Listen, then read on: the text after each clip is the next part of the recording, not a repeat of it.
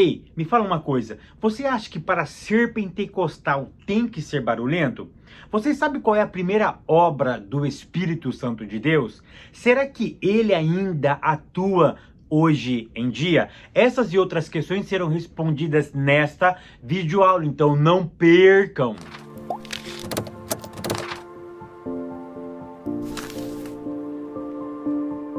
A paz, queridos, que bom estarmos aqui novamente no nosso programa semanal da Escola Bíblica Dominical e hoje para darmos início ao primeiro trimestre de 2021. Para quem não me conhece, eu sou o pastor Fábio Segantin. Se você é novo aqui no nosso canal, não perca essa oportunidade, porque aqui do lado tem um botãozinho que era vermelho, não é mais, mas ele está escrito lá, inscreva-se.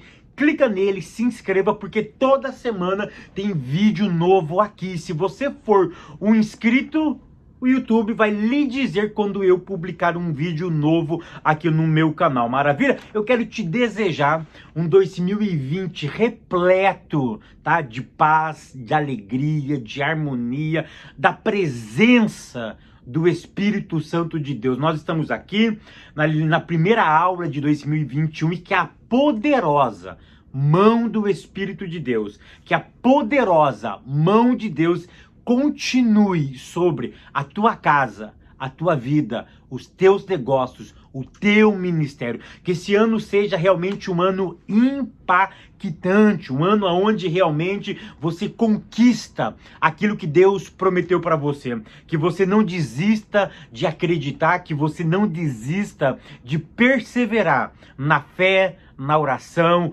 em acreditar que Deus ainda está no controle de toda a história. Que tenhamos um ano abençoado, um ano realmente onde podemos continuar sentindo a presença do Espírito e crescermos na graça e no conhecimento. É por isso que você está aqui nos acompanhando. Então, meu muito obrigado, feliz 2021. E hoje nós vamos estudar 3 meses, tá? Verdade sobre a doutrina dos pentecostais. Quem é pentecostal aí, dá um glória aí, né? Então, por isso que eu comecei a minha videoaula perguntando: para eu ser pentecostal, preciso ser barulhento? É isso que nós vamos ver aqui, tá? Nessa videoaula, vamos falar um pouquinho sobre a obra do Espírito Santo. Então, nesses 3 meses, nós vamos estudar a obra do Espírito. Eu te convido. Eu vou te ensinar coisas preciosíssimas. Nós vamos nos mergulhar, não apenas em conhecimento, mas tenha uma coisa na sua mente. Aprofunda a tua intimidade com o Espírito Santo. Sabe por quê? Porque ele tem ciúme de você. A obra do Espírito é te trazer para as profundezas de Deus. É esse mergulho que ele quer lhe levar. É nesse mergulho, é nessa profundidade, aonde que a racionalidade humana não consegue ir. Ele vai nos levar. Ele vai levar eu e você nessa profundidade que a mente humana não consegue chegar, que o intelecto não chega, que a letra não chega. Mas se eu atrelar letra e espírito, ele mergulha eu lá e eu cresço com maturidade. Lição de número 1 tem como título a pessoa do Espírito Santo. A leitura bíblica em classe, Evangelho de João, capítulo 14, do verso 16 ao 18, depois pulamos para o verso 26, e também João, capítulo 16, verso 14. Tópico primeiro diz assim: a revelação do Espírito Santo nas Escrituras. Ei, a minha primeira pergunta vai. Responda aqui para mim no comentário. Pentecostais precisam ser barulhentos?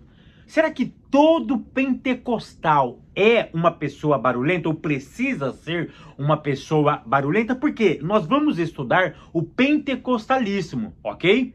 E uma das evidências do pentecostal, tá? Muitos dizem que pentecostais são barulhentos. E eu quero desmistificar aqui que para ser pentecostal não precisa ser necessariamente um barulhento. Porque eu, pastor Fábio Segantin, sou pentecostal, sou criado na Assembleia de Deus, não não nasci na Assembleia, mas me converti aos 14 anos na Assembleia de Deus, Ministério do Fogo, do Pentecostal, batismo com o Espírito Santo, mas nunca fui um crente barulhento, nunca fui daqueles caras exagerados dentro da igreja, que acaba irritando os outros. Tá? Então, eu tô brincando aqui, mas para ser pentecostal não precisa ser barulhento. O que caracteriza um pentecostal? Presta atenção. Os pentecostais, a característica básica dele são as experiências que ele tem como as manifestações do Espírito Santo, baseado nos dons espirituais, com ênfase. Presta atenção, com ênfase nas línguas estranhas. Por quê? Os nossos irmãos tradicionais, como batistas, presbiterianos, anglicanos, por exemplo, tá? Batistas e presbiterianos, eles acreditam na manifestação do Espírito. Eles acreditam em cura, eles acreditam em várias manifestações do Espírito, tá? Eles só não acreditam, uma das coisas que eles não acreditam é que a língua estranha é para os nossos dias, como nós pentecostais entendemos, ok? Então essa é uma pequena diferença, tá? Ponto primeiro, tá? Tópico primeiro, a revelação do Espírito Santo nas Sagradas Escrituras. Aqui, nós precisamos saber 4 verdades, anota aí, 4 verdades sobre o Espírito Santo, que todo crente precisa saber. Primeira verdade que todo cristão precisa saber acerca do Espírito Santo. Primeira verdade, ele é uma divindade. O que é uma divindade? É aquilo que é divino. Tá? Aquilo que é divino. E o que é divino? Aquilo que não está na nossa dimensão. Aquilo que pode ser adorado. Aquilo que pode ser divinizado. Aquilo que pode ser prostrado. Ou seja, então o Espírito Santo é uma divindade. Ele pode receber adoração. Ele pode receber... por quê? Porque ele é uma deidade. Ok? Então, isso nós precisamos entender. Ele está... no mesmo patamar, vamos dizer assim, de uma forma muito simples, do Pai e do Espírito Santo. Uma coisa que você precisa entender é o seguinte, que o Espírito Santo, tá? O Antigo Testamento, ou os crentes do Antigo Testamento, eles não tinham a concepção que nós temos hoje acerca do Espírito Santo, ok? Somente no Novo Testamento, que criou-se o conceito de que o Espírito Santo é Deus. Tá? No Antigo Pacto ou no Primeiro Testamento, os crentes desse tempo não tinham essa compreensão em que o Espírito Santo possuía a mesma divindade do Eterno. Hashem e Espírito Santo, ou Ruach HaKodesh, como se fala em hebraico, não tinha o mesmo patamar. Isso foi uma teologia criada no Novo Testamento. Paulo introduz essa nova teologia, ok? Ele deixa muito bem explícito isso lá na carta dele para a igreja de Filipos, tá? Aos filipenses, ok? Ele dá uma boa base sólida, ele introduz o Espírito Santo na qualidade de Deus, ok? Ponto de número 2, tá? Personalidade. O que é personalidade? Então, a segunda coisa que eu preciso saber sobre o Espírito Santo é a questão da personalidade. O que é personalidade? Presta atenção. Personalidade é um conjunto de características que define uma pessoa, ok? Por isso que temos personalidades diferentes. Ok? Já viu aquele ditado, o cara ele tem uma dupla personalidade, o cara uma hora é isso, uma hora é aquilo, ou seja, no popular, personalidade é aquilo que te define, ok? Então o Espírito Santo ele tem uma personalidade própria, que lhe define como pessoa, ok? Ele não agrega, ele não tem a personalidade do Pai, ele tem a sua própria personalidade. ok? Isso é muito interessante nós entendermos, tá? E dentro da personalidade, nós vamos destacar 3 coisas, tá? Quais são essas características, tá, que definem uma pessoa? Basicamente são 3, ok? Qual? Por exemplo, intelecto. O que é intelecto, Fábio? É a capacidade de pensar. Então o Espírito Santo, ele pensa. Se ele pensa, ele é uma pessoa. Fábio, me prova que ele pensa. Leia Romanos capítulo 8, verso 27. Ele pensa, ele raciocina. O Espírito Santo, ele pensa, ele raciocina, tá? Fábio, me dá mais uma característica dessa personalidade do Espírito. Segunda característica, ele tem emoção própria, tá? Me prova na Bíblia, Fábio, a capacidade de ele sentir emoções, tá? Efésios capítulo 4, verso 30, tá? E nós temos também Romanos capítulo 13, capítulo 15 e o verso 30, ele tem a capacidade de sentir. A Bíblia diz que ele sente, por exemplo, ciúme de nós. É uma capacidade dele, é da personalidade dele, ok? É da personalidade dele, ele é assim, tá? Uma outra característica desse espírito, Fábio, ele tem vontade própria, ele não é manipulado, ele quer ou ele não quer, ok? Ele tem essa capacidade própria de decidir, de ter sua própria vontade. Eu quero, por exemplo, os dons espirituais. A Bíblia diz, Paulo diz que o Espírito de Deus ministra, ele dá particularmente a cada um conforme ele quer. É vontade própria dele. Ele dá o dom de profecia para quem ele quer.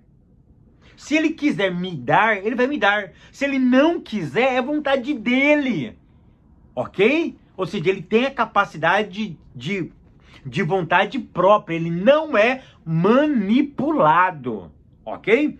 Ponto terceiro, atributos divinos. Isso daqui eu sou apaixonado por esse ponto da doutrina bíblica. Atributos divinos, quando eu fiz seminário presbiteriano, eu fiquei mais maravilhado ainda. O que são, tá? O que são atributos incomunicáveis e comunicáveis? Esse é um termo muito comum na tradição, já não muito dos pentecostais, tá? Esse termo comunicáveis e incomunicável é mais de uma tradição tradicional, tá? Então, olha que interessante. Os atributos incomunicáveis são aquilo que o Espírito tem e não pode passar para o homem. Quais são os atributos que o Espírito Santo tem e que não pode passar para mim? Por exemplo, eternidade. Eterno. Ele não tem nem começo, nem meio, nem fim. Ele é eterno. Porque ele é Deus. Ok? Ele é Deus. Por exemplo, onipotente.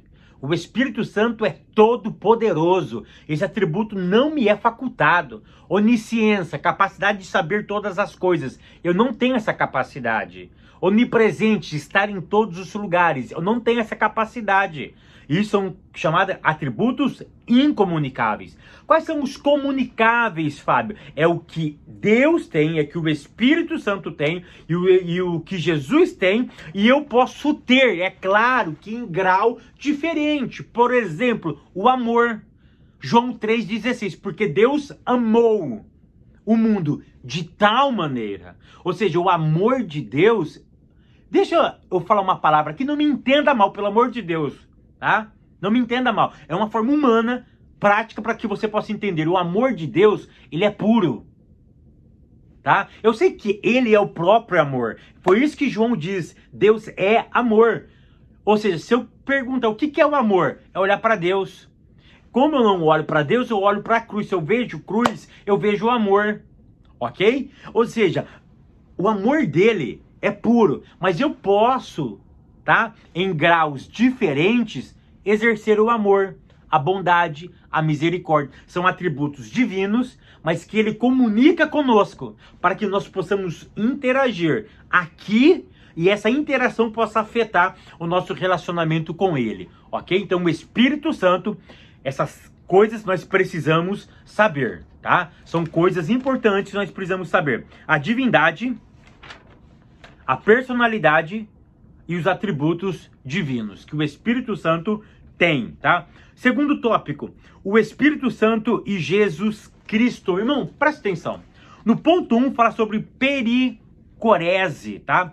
A pericorese. Eu quero que você escreva aqui embaixo, comenta aqui. Quem nunca ouviu falar no termo pericorese, tá? Provavelmente eu acredito que 99% dos crentes nunca ouviram o termo pericorese, tá? Por quê? Porque esse termo não esse termo ele é teológico, mas ele não é da tradição ocidental. Ou seja, ele não veio para nossa tradição. Esse é um termo, tá? Muito usado na teologia, mas de tradição ortodoxa oriental. Ok? Esse termo é muito usado lá. João Damasceno, que utiliza, a primeira pessoa que utiliza esse termo é ele. Mas o que significa esse palavrão, Fábio? Deixa eu te explicar de forma simples, rápida e objetiva. O que você vai imaginar na sua cabeça? Sabe uma roda de criança? Imagina uma roda, tá? Você tá aí na sua casa, todo mundo vai dar a mão, por exemplo, tá? Todo mundo dá a mão aí. Tá? Tem 3 pessoas. As 3 pessoas vão dar a mão. Maravilha? Essas 3 pessoas ficam girando. Aí uma delas vai para o centro da roda e as outras 2 ficam de mão dadas e essa pessoa fica no centro e as outras 2 pessoas ficam girando. Quem que está no centro da roda? É a pessoa A. A pessoa A está no centro da roda. Por exemplo, tem Pedro, Tiago e João. Quem está no centro da roda agora é Pedro. Tiago e João está só rodando, ok? Pedro está no centro. Vai chegar um momento que Pedro sai do centro. João entra no centro. Então quem está no centro agora é João. E quem que está de mãos dadas rodando? É Pedro e Tiago.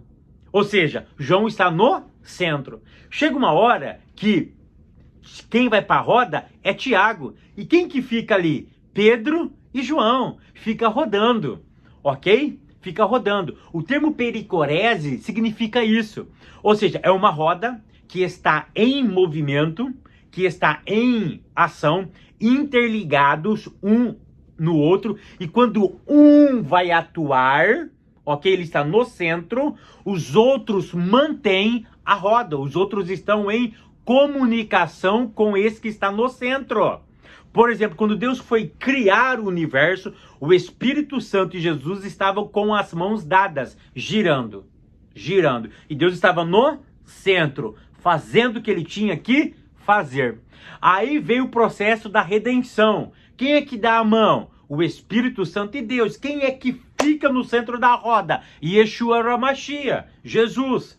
Ok? Aí vem a ação do Espírito Santo, ou a dispensação do Espírito. Ele fica no centro da roda e Deus e Jesus agora dão as mãos e fica esse movimento. Então João Damasceno, ele entendeu, porque ele tinha uma grande dificuldade de entender a doutrina da Trindade. Querido, eu vou abrir meu coração para vocês aqui, tá? Uma das coisas que eu tenho mais dificuldade em crer na Bíblia é sobre a Trindade. Estou sendo sincero para vocês. Eu creio pela fé, mas ainda às vezes me dá um nó aqui na cabeça, tá? Eu não vou falar quais são os meus nó não, senão você vai ficar, pô, cegantinho. Não, eu tenho as minhas dúvidas também. Embora eu creio, mas eu tenho também, como João Damasceno tinha a dúvida, até que o Espírito iluminou ele na pericorese. Tá? Então, para que você possa entender, é justamente isso. É essa harmonia que eles têm. E é tão interessante que, olha a oração que Jesus faz em João, no capítulo 17. Ele chega uma hora que ele diz assim: Pai, eu peço que o Senhor não tire eles do mundo, mas que os livre. E chegou em um outro momento que ele diz o seguinte: já que eu não quero que você tire eles do mundo, mas que você livra eles dessa maldade. E Jesus diz, olha para o Pai e diz: Pai, eu e o Senhor somos um. E eu oro a Ti para que eles, os meus discípulos, aqueles que eu estou morrendo por eles, se tornem um, como eu e o Senhor somos um. O que Jesus queria dizer? Ele queria dizer o seguinte, entenda o que eu vou te dizer. Existe espaço para que nós possamos viver nessa pirocorese de Deus, ou trinitária. Ou seja, existe espaço para essa roda. Não que a gente vai ter o nosso momento criador, não. Mas na nossa amizade com o Espírito, nessa harmonia entre divindade e humano, nós podemos ser inseridos, porque é isso que Jesus veio. Ele veio religar, ele veio nos ligar a Deus. E Jesus sempre vai dizer isso, lá na primeira carta a Pedro, ele vai dizer que ele nos comprou e ele vai nos entregar ao Pai. E ele quer que nós vivamos essa harmonia com o Espírito, com Deus e com Cristo. E é Cristo que introduz nós nas regiões celestes. É por isso que ele diz isso lá em lá na primeira carta, na carta aos Efésios, que agora nós estamos sentados nas regiões celestes. Ou seja, nós estamos vivendo uma unidade com Deus, tá? Então esse termo, muito pouco usado, mas ele é um termo muito profundo, tá? Ele é um termo muito profundo, ou seja, nessa dinâmica da vida de Deus, nós podemos ser inseridos nessa dinâmica. Claro que nós não seremos quarta, quinta, nem sexta pessoa da Trindade, mas nessa harmonia da Trindade, nós podemos viver com eles também. Nós podemos sentir essa sintonia também. É esse o conceito, tá? Da pirocorese, tá? Ponto 2, ele me glorificará. João capítulo 16, verso 14, é justamente isso que Jesus disse. Olha, quando ele vier, ele vai me glorificar, tá? É tão interessante que quando eu era jovem, lá em 94, eu aprendi que eu não podia também dar glória, tá? Ao Espírito Santo. Porque essa finalidade de glorificar seria, tá? De quem? Do Espírito, ok? O Espírito iria glorificar a Jesus, tá? Se são conceitos antigos não, são conceitos que os nossos pais nos ensinaram e que, claro, que pelos estudos, o tempo vai passando, a gente vai amadurecendo, a gente sabe que isso não é verdade, tá? Embora tem muitas pessoas que acreditam nisso ainda, né? Mas não é verdade, tá? Nós podemos sim glorificar ao Pai, porque o Pai, o Filho e o Espírito sempre serão iguais. Ponto 3. O efeito prático da pericorese, tá? Aqui nós temos o credo de Atanásio. O credo de Atanásio parece louco, né? Então é interessante que eu tenho o credo de Atanásio, e nessa parte é tanto interessante que ele diz o seguinte, ó: tanto a unidade na Trindade, como a Trindade na unidade pode ser adorada. Então o que ele está querendo dizer, ó? Unidade, o que é uno? Um em três. Ou seja, eu posso pegar um dos três e adorar, ok? Como se eu adorar os três, eles estão sendo adorados na unidade. É isso que o credo de Atanásio está querendo dizer. Ou seja, não importa se você adora o Pai, o Filho ou o Espírito Santo, se você adorar a um especificamente, você está adorando o conjunto. Ou se você adorar o conjunto, você está adorando a unidade em particular, ok? Então é isso que nós entendemos aqui do credo de Atanásio, tá? Ponto 4. Consubstancial com o Filho. Aqui você precisa entender o seguinte, o que é esse palavrão aqui? Esse palavrão significa o seguinte, da mesma espécie, ou seja, não tem diferença. Olha o que Jesus disse em João capítulo 16. Quando vier o outro Consolador, esse outro aqui, não é um outro qualquer. Quando vier aquele outro jogadorzinho ali, mas peraí, mas ele não é igual a mim. O termo outro aqui não é um outro qualquer, é um outro da mesma natureza. Ou seja, ele é igual a mim, ok? Ele tem a mesma natureza minha, é da mesma essência. Então é isso que Jesus está querendo dizer, olha, o que vai vir aí não é um outro, não é um outro qualquer, diferente de mim, fora da minha essência. Ele tem a mesma essência minha, ele tem a mesma natureza minha, ok? É essa expressão, o outro em grego aqui, tá? Por isso que eles não são diferentes um do outro em essência. É claro que cada um tem a vontade própria, cada um pensa de forma própria, mas nunca os pensamentos deles são conflitantes, são de briga, são diferenciados. Eles concordam entre si, ok? Embora tendo vontade própria, nunca a vontade de um anula a vontade do outro, ok? Nós precisamos entender isso muito bem.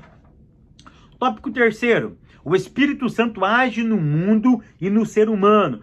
O Espírito Santo agindo no mundo, tá?